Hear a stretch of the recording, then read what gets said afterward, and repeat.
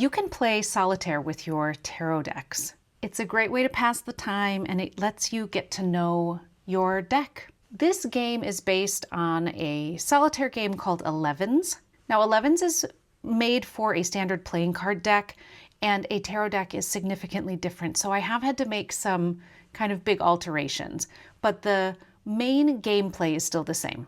The goal in this game is to find matching pairs. So you start with a 3x3 grid, and you're looking for pairs.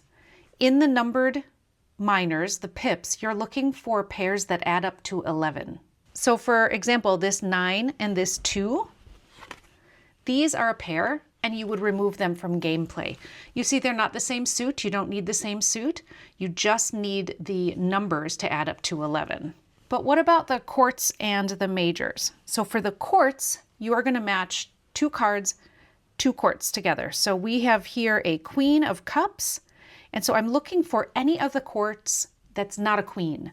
But I don't have a page or a knight or a king to match it up with just yet.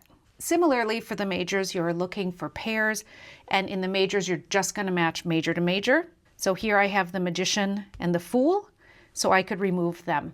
So let's get started. So we already found a pair. These add up to 11, so I'll remove that 9 and that 2. I've got another 9 and a 2, so we'll remove those. And I have these 2 majors. Remove those as well. And then what I have left, I can't do anything with. I don't have a court to match this one up with, and 7 plus 3 is 10, so I can't remove it.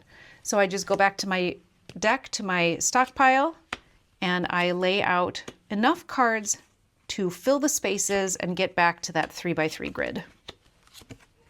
And then I start looking again. I've got an 8 and a 3, which adds up to 11. I remove those. I have 2 majors. And now I have 2 courts that are not of the same rank. I have a page and I have a queen, and so I will remove them as well. And I can't do anything with what's left, so I fill in those slots to get back to my 3x3 grid, and I just keep playing like this. The goal is to clear the grid, to have none left. So this game has been going pretty well for me so far. Let me show you what happens if you get stuck and you can't clear any. This game, because of the changes I had to make, it's actually really easy to win, but sometimes you will get stuck. So let's pretend that none of these are matches and I can't clear them.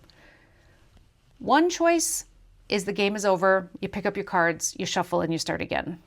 My preference, because I'm using this game to both pass the time and to get to know the artwork in my deck, my preference would be to lay down another set of cards on top of those so I can keep playing.